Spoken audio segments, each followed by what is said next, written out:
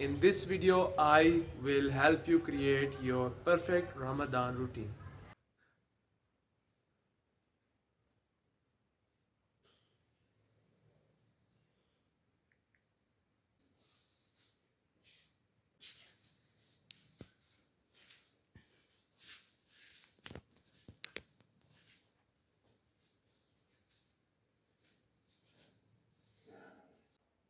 Now I'm going to build my perfect Ramadan routine.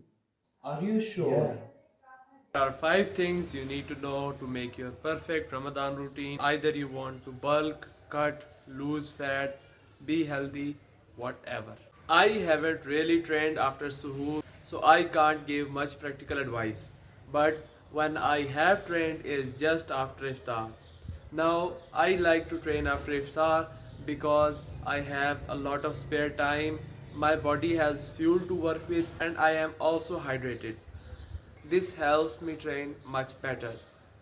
Now, a lot of coaches out there have advised people to train after Taraweeh, which, in my opinion, is not a bad thing, but I just think it disrupts your sleep cycle, which can mess up the next day.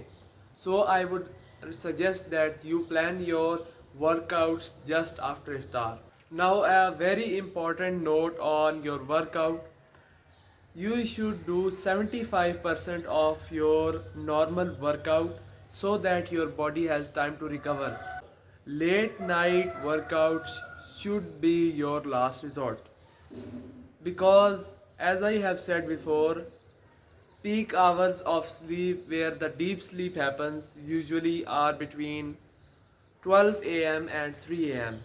You do not want to disturb them or your recovery will drastically slow down. Number 2, workouts. Workouts are actually very simple. There are several routines including gym, calisthenics, polymetrics, cardio, HIIT, all these different methods of training. I go to the gym and do calisthenics at home. So at gym I have push pull leg split in which leg day is modified by adding abs to it. Now I can go into much detail on this topic, but let's keep it simple. On chest day, you do chest, shoulders and tricep. On back day, you do back, shoulders and biceps. On leg day plus abs day, you do quads, hamstrings, glutes, calves, and your abs, of course. Here are the exercises that I do for chest day. For chest, I do 2 sets of bench press with a load through which I can only do 6 to 7 reps. For shoulder, I do shoulder press, and that is exactly the same, 2 sets for a weight that only lets me do 8 and 12 reps. And lastly, for tricep I do tricep push downs, tricep cable push downs for 2 sets and a weight that lets me do only 8 to 12 reps. I do this 2 times per week and take Friday off. What about diet? And hold on, before you say what about back day and leg day? Well, most of the people fail because they just want to collect routines. They don't focus on actually doing the stuff. So, I highly recommend you do this first and then come back to see more. Or maybe I have hidden it in this video. Maybe. Number 3, diet. About diet, I'm not very good at it. But here's what I know. Make it simple. Overweight, just eat less. And underweight, just eat more. Now you will say, well, isn't that too simple? I mean, all the years of research simplified into this sentence. And I get it. I was there stuck in this loop of doing a weight loss diet like a keto diet or a no carb diet for a long time, for maybe 2 3 months, 2 months, or 1 2 months, and or running like crazy for a time, and I saw results like 1 kg drop maybe in 2 3 weeks, and I was like, huh, it's working. But then I quit.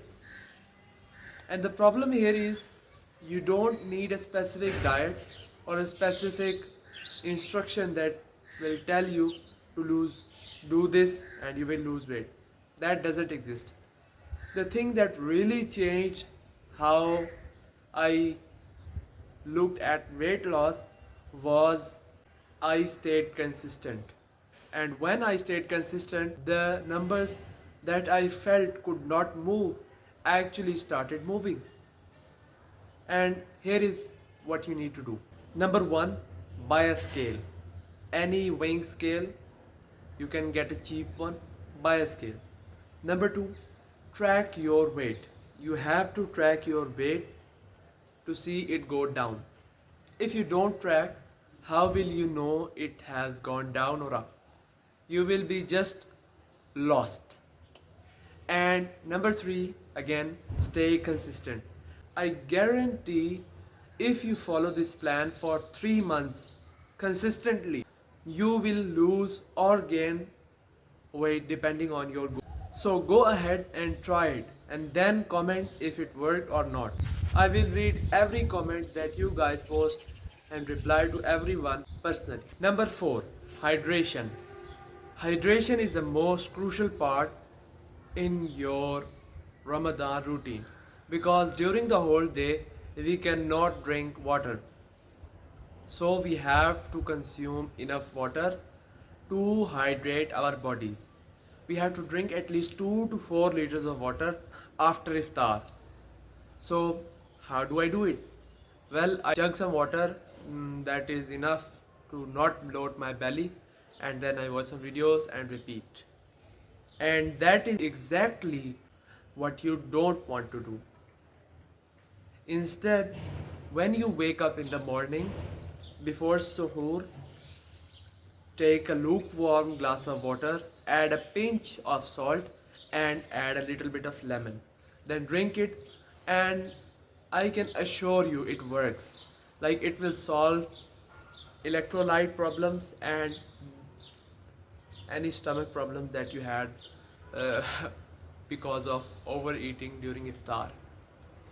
And the second thing is consume less beverages.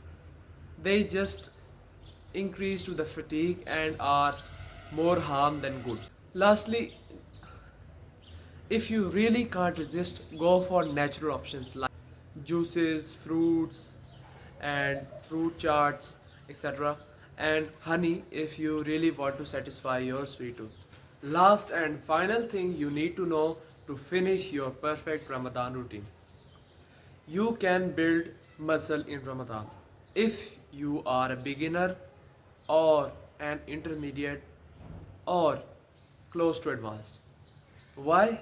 Because I am. The second thing is that you can lose and gain weight during Ramadan. Ironically, I have gained a kilo in Ramadan just last week. And I was like, why are these people struggling so much? And then I realized they're just not consistent. And so Ramadan has the best environment for fat loss and a very good environment for weight gain as well. If you have made this far, comment down your workout routine and I'll send you an Excel file of a custom workout template and my personal weight loss file as well. Yes! Now I have my perfect Ramadan routine. Now we should finally get started, bro. But Ramadan is about to end and I have exams coming soon. Maybe I'll do it next Ramadan. But that's what you said last time.